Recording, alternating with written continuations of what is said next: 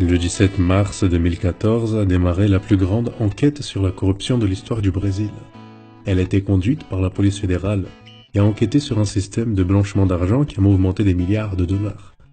L'enquête a découvert qu'il y avait des hauts chefs d'entreprise et des politiques des plus grands partis du pays mêlés dans les vols. Ces faits révèlent la triste réalité qu'il existe des hommes qui ont été choisis pour prendre soin du peuple, mais qui au contraire portent préjudice au peuple qui les ont élus. Vraisemblablement, des personnes qui souffrent avec l'injustice des autorités civiles n'est pas un problème nouveau. Il est récurrent depuis les débuts de l'histoire.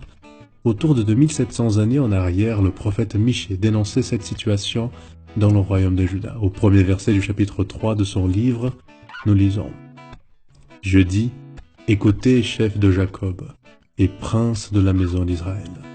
N'est-ce pas à vous à connaître la justice? Vous haïssez le bien et vous aimez le mal. Vous leur arrachez la peau et la chair de dessus les os.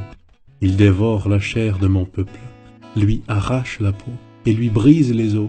Ils le mettent en pièces comme ce qu'on cuit dans un pot, comme de la viande dans une chaudière. » Michée décrit avec des scènes fortes l'action des leaders qui profitaient du peuple. Au lieu de protéger, ils arrachent la peau. Au lieu de nourrir, ils mangent la chair. Au lieu d'aider, ils brisent les os des plus pauvres. Le prophète lamente que ceux qui ont été choisis par le peuple, maintenant, profitent du peuple. Quelle scène tragique.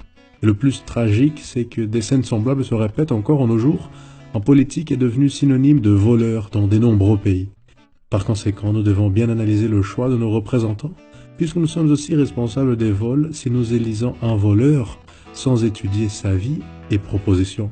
Pour les politiques, il leur revient la tâche de récupérer chez le peuple le prestige que cette fonction devrait avoir.